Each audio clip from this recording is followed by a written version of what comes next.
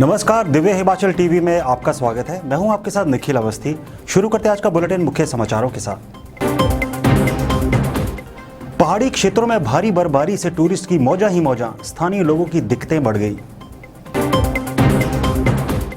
प्रदेश भर में हुआ स्नोफॉल का कैसा असर, आइए डालते हैं एक नजर। सड़क हादसों में 2 लोगों की मौत, दर्जन भर घायल, चंबा में मकान जल गया। कुफरी में सबसे ज्यादा 30 सेंटीमीटर बर्फबारी, 4 जनवरी से फिर बिगड़ेगा मौसम। कॉलेज छात्रों को मिलेगा पैराग्लाइडिंग व रिवर राफ्टिंग सीखने का मौका, नया कोर्स शुरू होगा। शिक्षा विभाग ने केंद्र के साथ मिलकर तैयार किया गाइडेंस पोर्टल, छात्र चुन सकेंगे पसंदीदा कैरियर।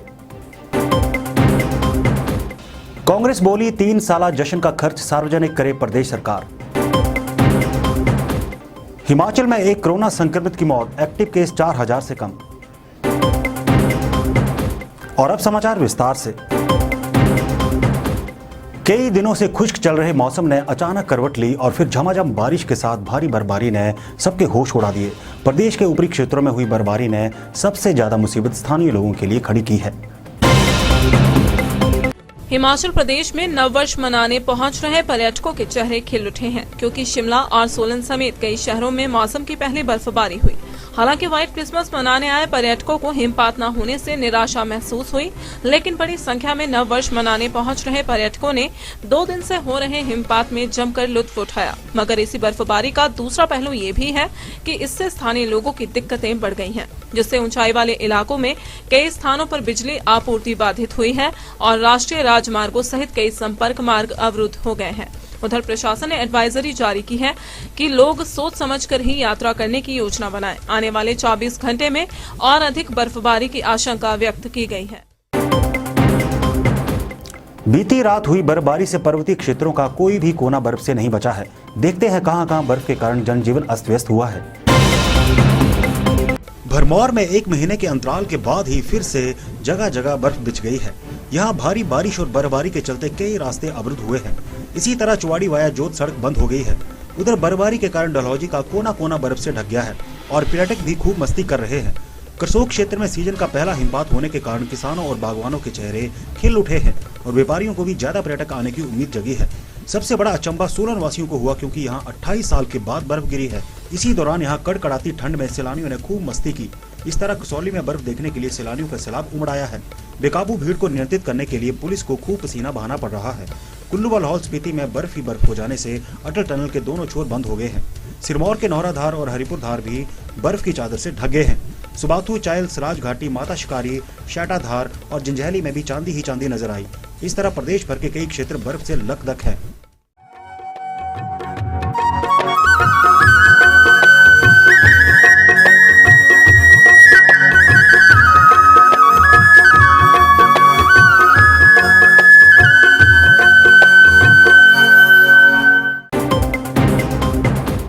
बीती रात से हो रही बारिश और बर्फबारी के चलते प्रदेश के कई हिस्सों से कुछ दुखद समाचार भी मिले हैं। आइए दौड़ाते हैं एक नजर। नेशनल हाईवे चंडीगढ़ मनाली पर बिलासपुर के सुंगल के पास अचानक एक गाड़ी में आग लग गई। आग लगने से गाड़ी काफी देर तक सड़क के किनारे धू धू जलती रही। हालांकि गाड़ी में सवार सभी लोग सुरक्षित हैं, लेकिन गाड़ी पूरी तरह से जल गई। मतियाना खंड के केलवी नेरा में सोमवार दोपहर बाद एक दर्दनाक हादसा पेश आया। केलवी में जदून रोड से 4 लोग कार में सवार होकर मुख्य मार्ग से नेरा के लिए आ रहे थे। इसी बीच चालक ने गाड़ी से नियंत्रण खो दिया और कार लुढ़क कर लगभग 200 फुट नीचे जा गिरी। हादसे में 2 लोगों की मौके पर ही मौत हो गई और 2 को स्थानीय लोगों द्वारा निजी वाहन में सिविल अस्पताल भेजा गया। उधर चंबा शहर के लोअर जुलाकड़ी मोहल्ले में सोमवार सवेरे 2 मंजिला मकान के ऊपरी हिस्से में आग लगने से 3 कमरे जलकर राख हो गए। इस घटना में 3 परिवार प्रभावित हुए हैं। फिलहाल आग लगने के सही कारणों का अभी तक पता नहीं चल पाया है। इसी प्रकार हमीरपुर जिला के भोटा से शुकर खड़ के पास कार दुर्घटनाग्रस्त हो गई।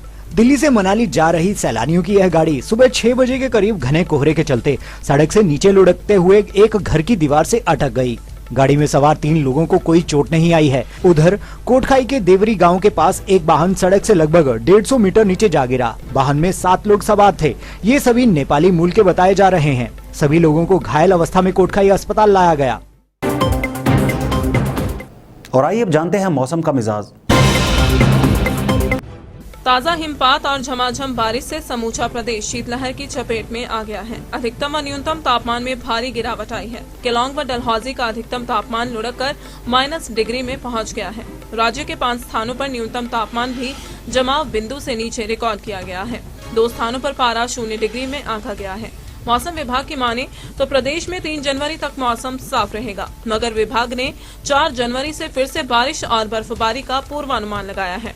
प्रदेश के मध्यम व ऊंचाई वाले क्षेत्रों में रविवार रात को बर्फबारी हुई है, जबकि मैदानी इलाकों में बारिश दर्ज की गई है। शिमला की कुफरी में सबसे ज्यादा 30 सेंटीमीटर हिमपात हुआ है।